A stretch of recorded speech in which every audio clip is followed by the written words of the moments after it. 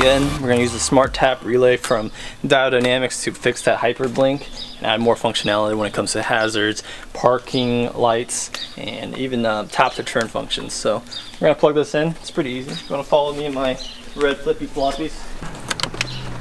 Plop this piece out right here. I just use my finger, one screw right here, and then there's another screw right here. So 2 Phillips heads. After you remove the 2 screws, you just pop off the panel piece, like so. It gives you access to more stuff. So I'm in a position where I can reach it, but if you follow my screwdriver, it's this little piece right here. This is what clicks. That's the relay we're going to have to replace. So we're going to somehow be able to grab it, take it out. So I was able to pop the clip off of the relay. So the relay right now is sitting like this, and there's a clip that holds onto it. And instead of removing it, because I have such a hard time accessing that spot, I'm just going to unclip the clip, leave the stock one there, and putting in the new one.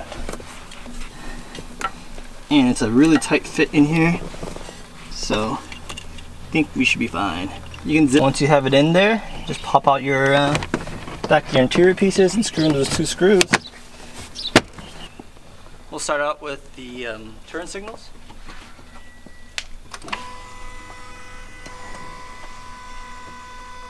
Is it hyper flashing? It doesn't sound like it. So it blinks normal.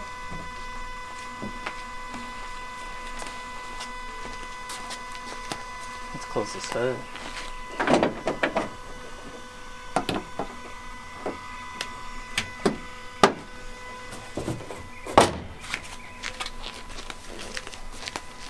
I'm going to show you guys the functionalities of each piece, starting now. So we'll start out with the hazard functions. So this is double strobe. You can turn off double strobe if you want. This is wig-wag. This is pretty cool. This is one of my favorite ones. There's slow wig-wag. And then of course there's off. And if you want to do just no strobe and just single, you can do wig-wag without the double strobe too. So this is going to be the tap to turn functions. If you just kind of tap it and you don't lock it in, it's going to tap 4 times automatically. If you tap it right, it's going to blink 4 times to the right. So what you can do to adjust that time is instead of having 4, which is default, let's say you want it to be 3, you move the stock to the left position, which is decrease, and you just turn your car on and reset it.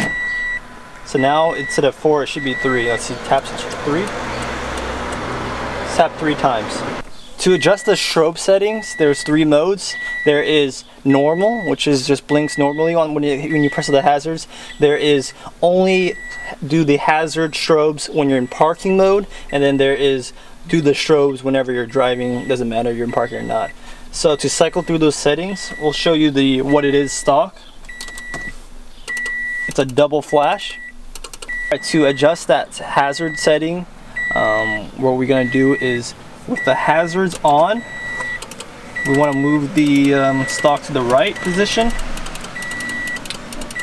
and then we're just going to turn the car on, similar to the tap to turn, and then we're just going to move it back to the center.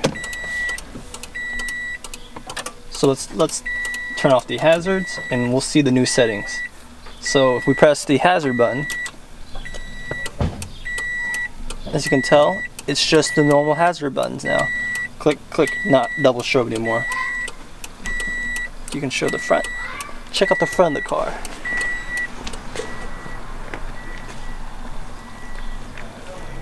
You like that setting? So we have our hazard settings. We had the normal setting, which is what it is on right now. Just regular tapping. Regular tapping. There was the double strobe.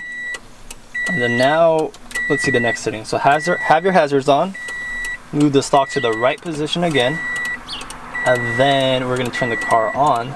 into the ignition. And then we're gonna just put the stock back to normal. And that should be it.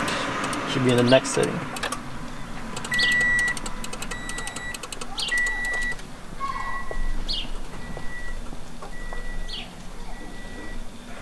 So it's strobing right now, right? Double strobe. Let's see if I turn the ignition on.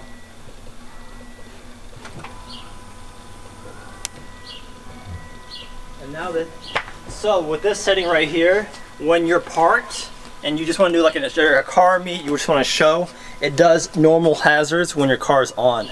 But if your car is the ignition off and you want to show that double strobe, which is really cool.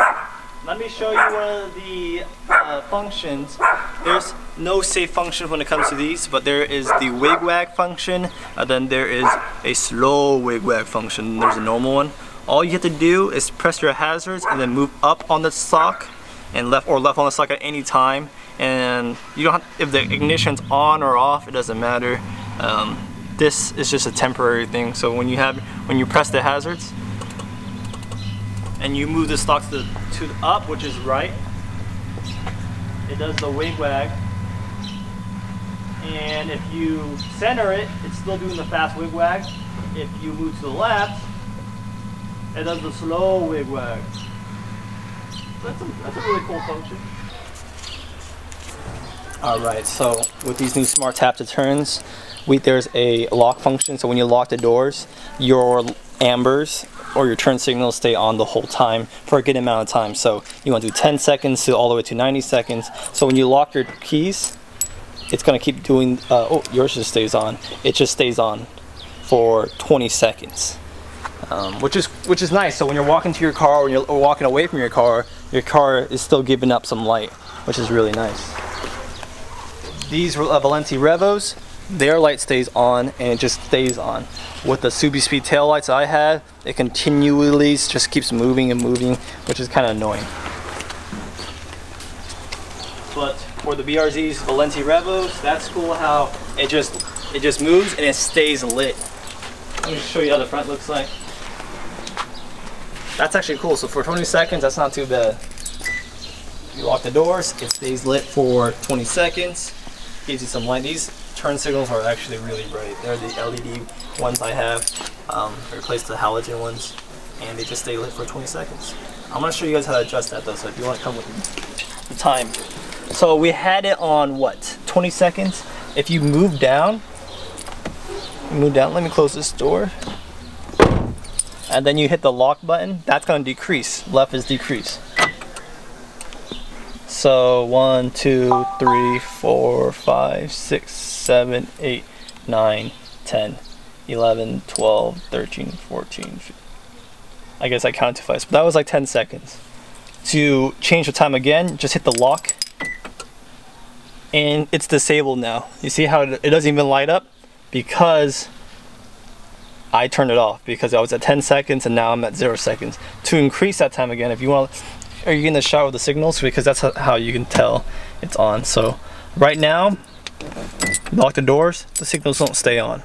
But if you want to increase the time, press lock and it stays on for 10 seconds now. You see how those lights are stay lit? That's so cool how Diode Dynamics made it really easy to program. And that's 10 seconds. If you press lock again with the turn signal up, then it increases to 20 seconds, 30 seconds. We're good with 10 seconds or 20 seconds?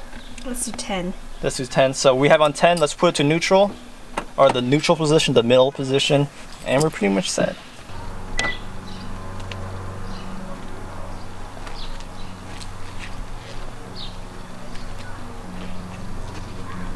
Alright, so these are the JK cars. Let's start with the lock. 1, 2, 3.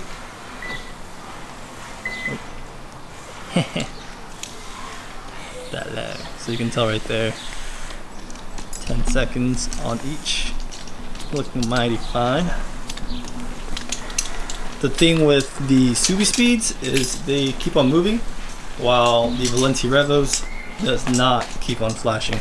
Lock in 3 seconds. 3, 2, 1. Press lock. See how, notice how the Revos, they stay lit. The super speeds, they continue to blink.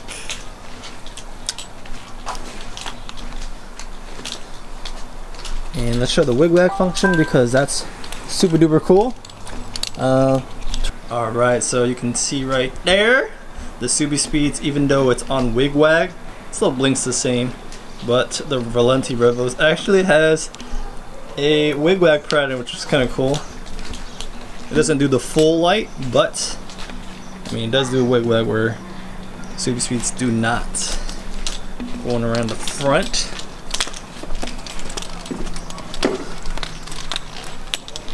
Awesome wig-wags from the BRZ and the Subaru WRX. Nice. You can tell right there. Look at my mirrors are doing the thing, which is really cool. And now we have the slow motion strobe. It's pretty cool too. And that's by moving the turn signals to the left with the hazards on.